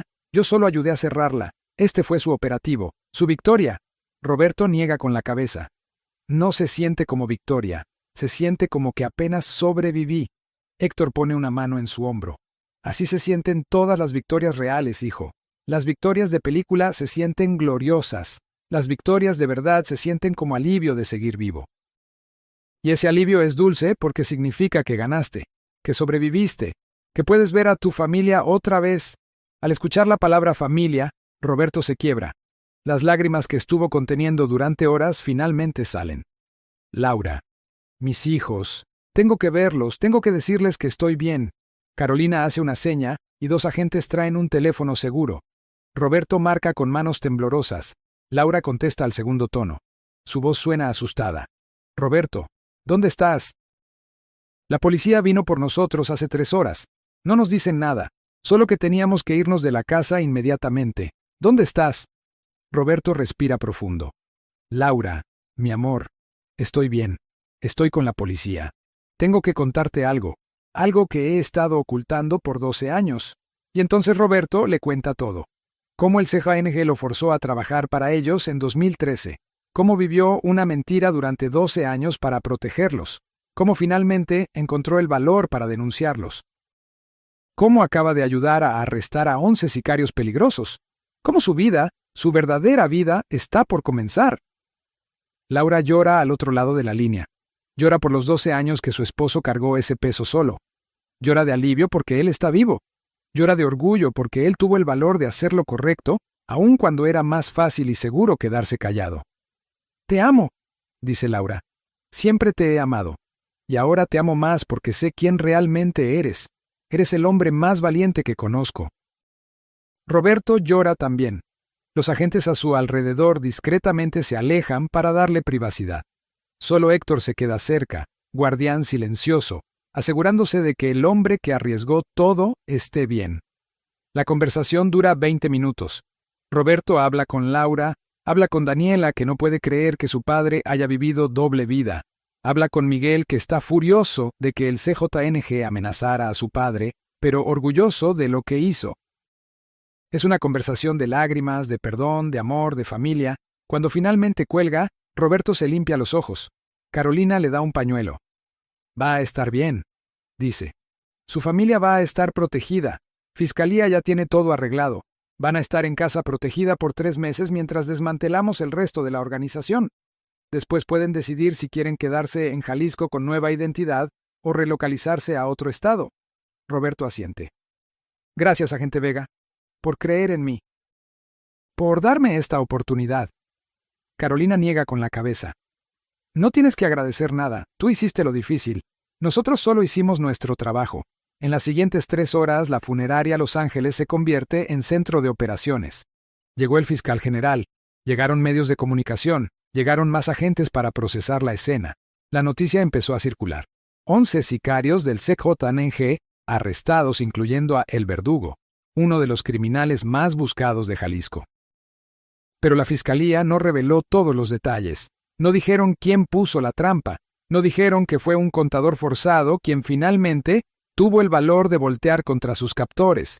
No dijeron que un hombre común hizo algo extraordinario.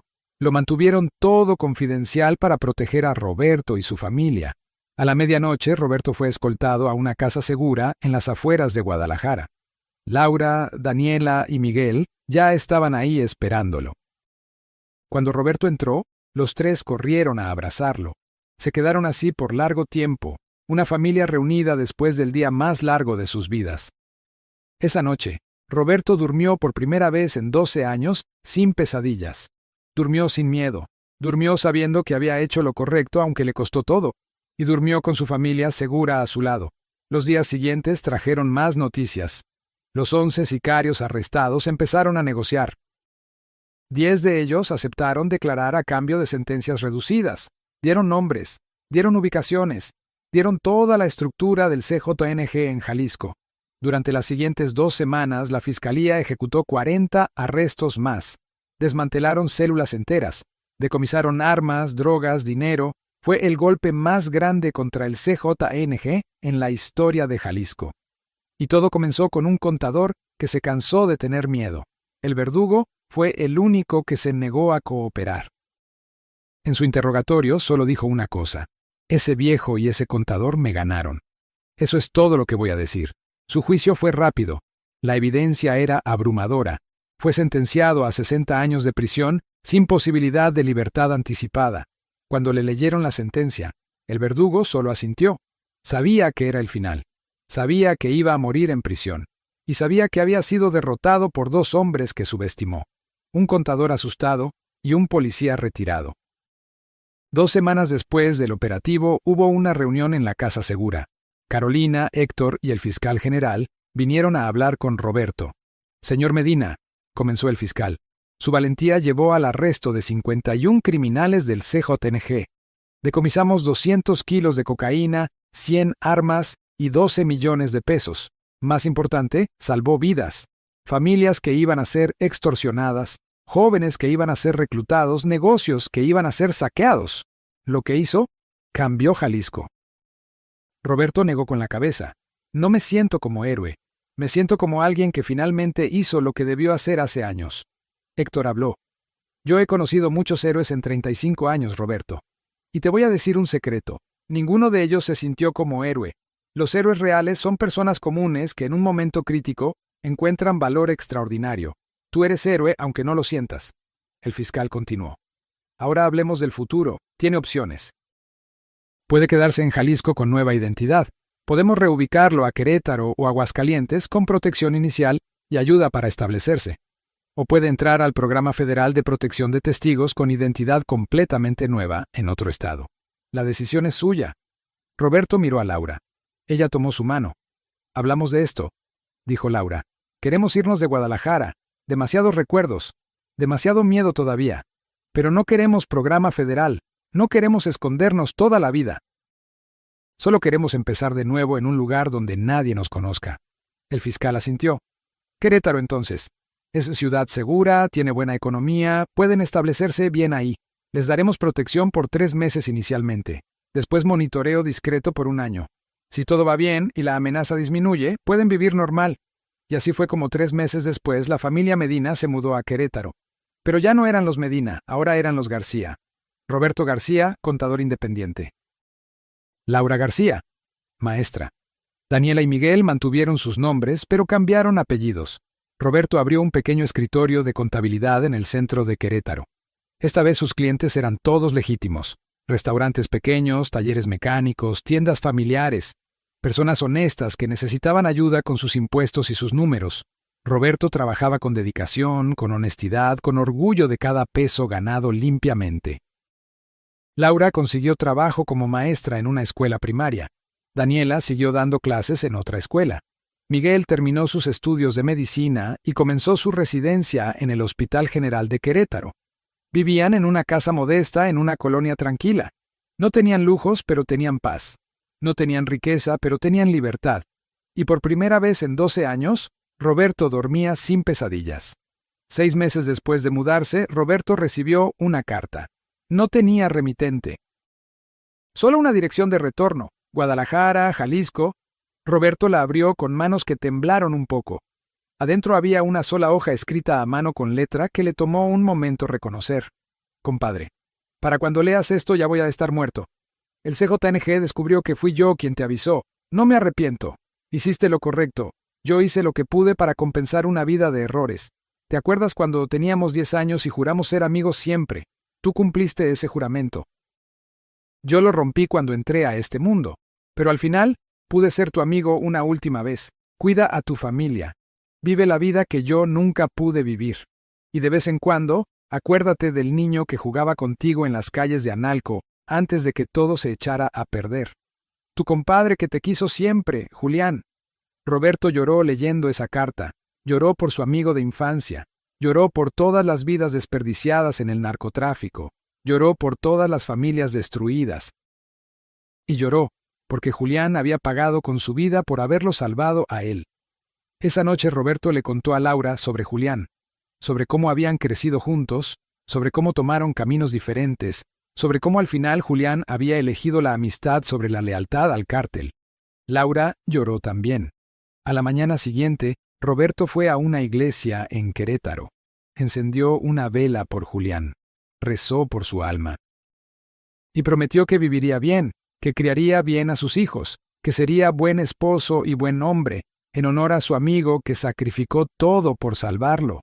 Si esta historia te inspiró, suscríbete para descubrir más historias de personas valientes como Roberto, que encuentran el valor para hacer lo correcto aunque tengan miedo. Deja tu like si crees que el valor verdadero viene de personas comunes en situaciones extraordinarias. Hoy, 2 años después de aquella noche en la funeraria Los Ángeles, Roberto García vive tranquilo en Querétaro. Su escritorio de contabilidad tiene 20 clientes regulares. Laura es querida por sus estudiantes. Daniela se comprometió con un ingeniero honesto. Miguel está por terminar su residencia. De vez en cuando Roberto piensa en aquellos 12 años. Piensa en el miedo constante. Piensa en las cosas terribles que vio. Piensa en las decisiones imposibles que tuvo que tomar. Pero sobre todo, piensa en la noche que cambió todo. La noche que dejó de ser víctima y se convirtió en sobreviviente. La noche que encontró valor que no sabía que tenía.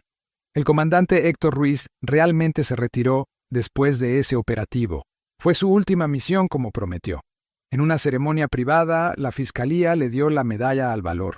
En su discurso de despedida, Héctor dijo algo que todos recordaron. El crimen organizado es poderoso, pero no es invencible. Lo derrotamos un ciudadano valiente a la vez. Roberto Medina demostró que una persona común puede cambiar el rumbo de la batalla contra el narco, y si él pudo, otros pueden también. Carolina Vega fue promovida a fiscal adjunta. Sigue trabajando en casos contra el crimen organizado. Cada vez que capturan a un criminal importante, piensa en Roberto. Piensa en el contador asustado que se convirtió en héroe.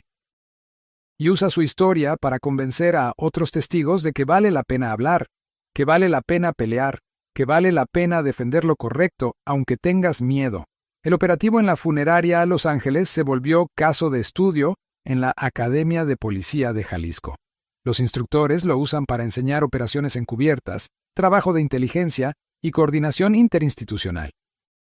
Pero más importante, lo usan para enseñar algo más profundo, que los verdaderos héroes no son los que tienen superpoderes o entrenamiento especial.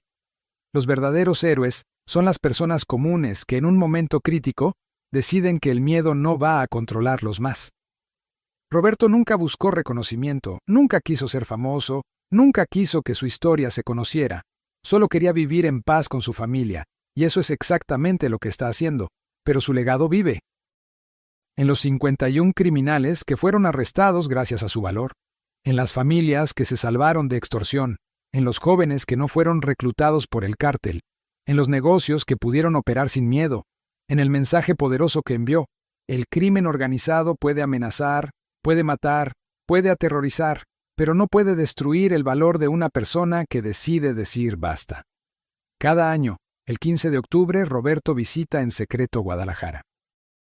Va al cementerio donde enterraron a Julián. Deja flores. Se queda ahí en silencio por un rato largo, y entonces habla en voz baja, como si su amigo pudiera escucharlo. Gracias, compadre. Gracias por el aviso que me salvó la vida. Gracias por tu sacrificio. Viví bien como me pediste. Crié bien a mis hijos.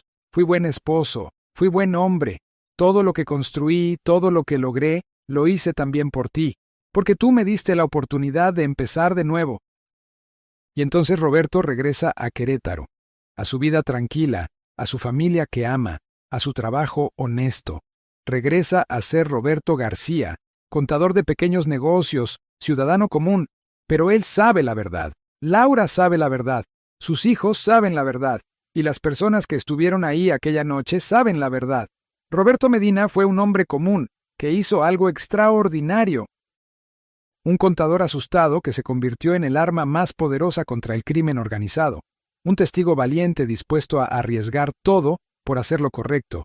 Y esa es la historia de la noche que el CJNG irrumpió en un funeral en Guadalajara, jamás imaginando quién estaba dentro del cajón.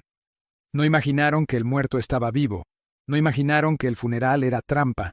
No imaginaron que un contador aterrorizado finalmente había encontrado su valor. Y no imaginaron que esa noche 51 de ellos iban a caer porque un hombre común decidió que 12 años de miedo eran suficientes. El valor verdadero no viene de no tener miedo. El valor verdadero viene de tener miedo y aún así hacer lo correcto. Roberto tuvo miedo cada segundo de aquella noche, pero lo hizo de todas formas, y eso lo convierte en algo más que un sobreviviente. Lo convierte en un héroe.